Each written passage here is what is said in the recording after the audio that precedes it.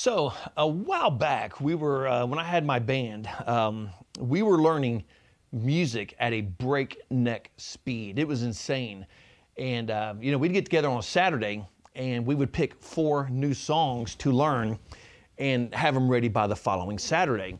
And unfortunately, some of these songs were very hard. I mean, we were doing like some Rush and stuff like that, and it's just really hard to learn that bulk of music in that short amount of time.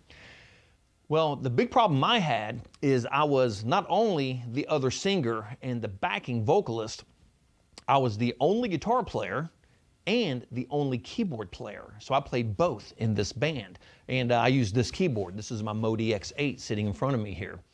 And this is how, granted I would be standing up, but this is how I would stand at stage, where I'd have my keyboard off here to the side so I could sing and do this.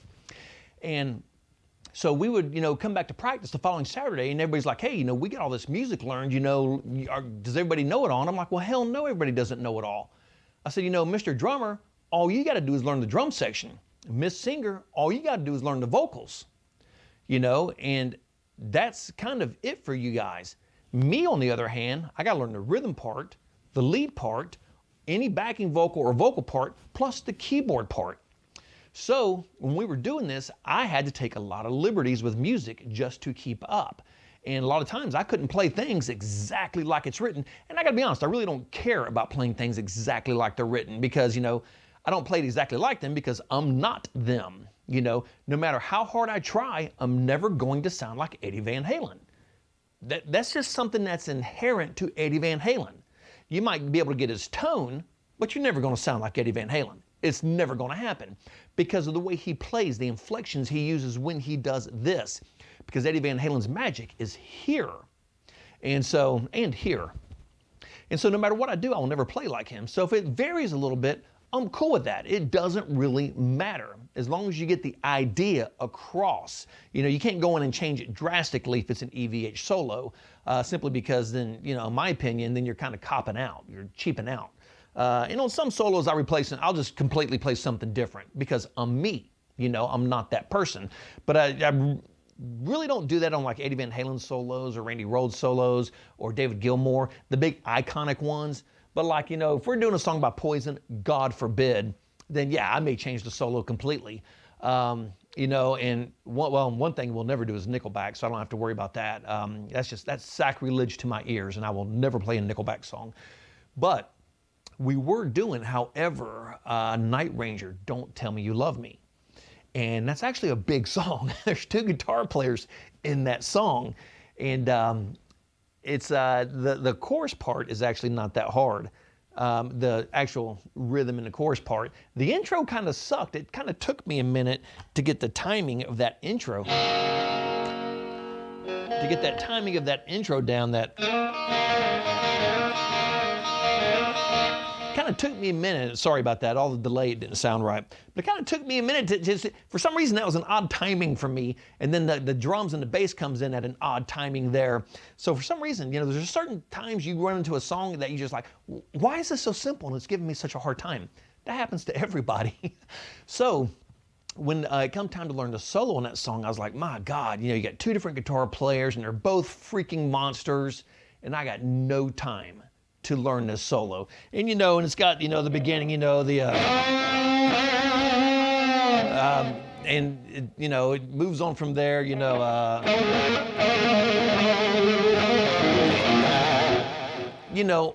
on like that. So, but then when it came in time to the part for the second solo, it's a very blazing fast riff. And I was like, okay, what am I hearing? Because I didn't have time to sit there and try to find tablatures that are chances 100% incorrect on the internet and sit there and slow it down and try to pick it apart. I'm just out of time. I got to have this song because we got shows coming up and we're doing this music. What do I hear? So knowing that the song started off and it was, that solo section started off in F sharp minor. So knowing that right away, I know where I'm at. I'm in F sharp minor. This opening lick has to be in F sharp minor. Now don't hold me to this. And I just recently saw a video for this. I've never seen the video for this song. And what they're playing is, he's playing something to the effect of let's see. 10, 10, no. Is that it?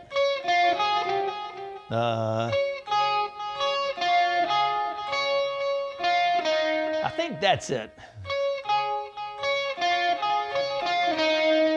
I think that's actually what he's playing. Don't hold me to that. Of course, it's 100 times faster than that. And that I just found that. I just happened because I was watching the video and I was like, well, hang on, what I'm playing is not even close to what it sounds similar, but it's not the same thing. So what I was hearing in my head was I was hearing this.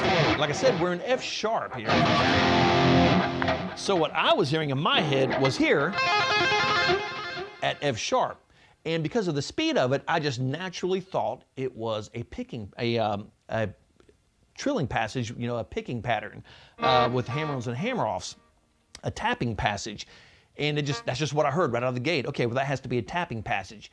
I guess just because of the brevity of the notes, because he's going from 10 to 5 on this string. Let's see. So because of the breadth of it, I just heard tapping. I did not hear that as an actual picked passage. And so, but I knew there was more than 3 notes on it because you can hear there's 4 different notes. And that's why I thought, well, how the hell is he tapping this? Because it just didn't cross my mind. This was a picking passage, like I said, because it's such a wide group of notes. And then it just kind of dawned on me, well, okay, if I add a 7th in on this, because I got to add a 4th note, because if I'm doing this in F sharp minor, then I have my root, my minor 3rd, and my 5th. And I really can't add a 6th or anything, so it would have to be a 7th. So I thought, okay, well, how am I going to hammer this out? Well, I'll just take the 7th and put it on the bottom, right here. And then, when I started breaking this down, because I've never really done a repeating sequence of 4 notes tapping. I've never had to. And it's really cool because now that I've gotten so accustomed to this is, even when I do like Randy Rhoads, when we're doing Crazy Train, I now use these 4-note tapping passages, which I absolutely love because it makes the passage sound huge and it makes it sound blisteringly fast. And it's not complicated at all. And it's one of those riffs that make you sound a hell of a lot better than you really are, which I love riffs like that always make me sound better than I really am. I love anything that makes me sound better than I really am. That's why you put on the fake tan, to make you look better than you really do look. Yeah, which I'm notorious for that. So what I did, and this is what I heard, was I heard the, I don't know, when I tap, I got to have a pick in my hand because I tap with my middle finger. It's just a habit thing. So what I heard was this going into that section.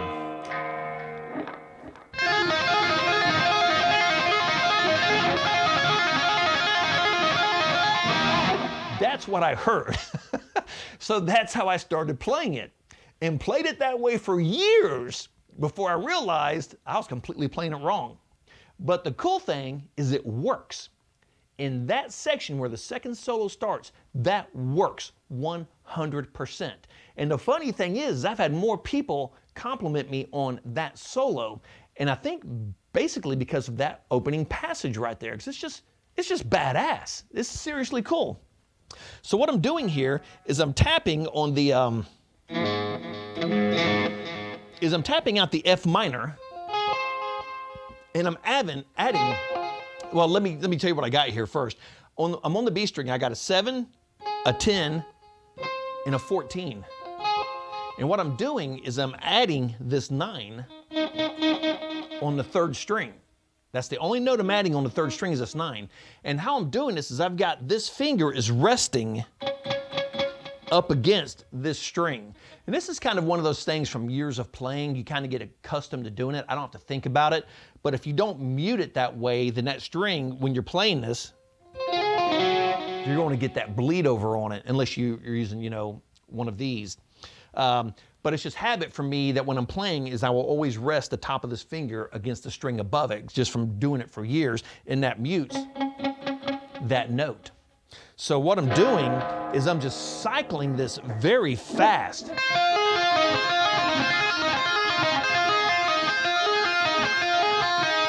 And I'm doing a tap and pull off on every one because it's basically doubling up on the notes. Even though they're only playing 4 notes, I'm playing 1, 2, 1, 2, 3, 4, 5.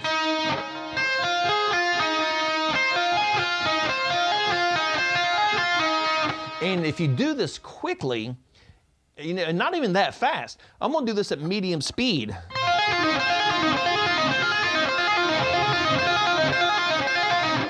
That's not even medium speed, that's moving slow, but you can hear how fast that moves. So if you crank up the speed a little bit, it sounds absolutely huge. It sounds awesome.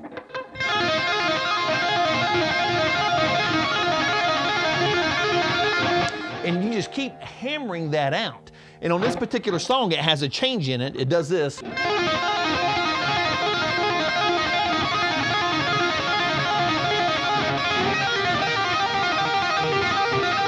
Then right here at the end, you lose that 7th, and it's just. Then you go on to the solo. And yeah, I know it's a lot of distortion on this channel. This is my 80s hair metal rock sound, and it's got a tremendous amount of gain on it, so it can get noisy if you're not careful with this one. I need to put these sounds up on the Axe Exchange too. These are sounds that I made, and dude, I love these tones. They're just absolutely brilliant.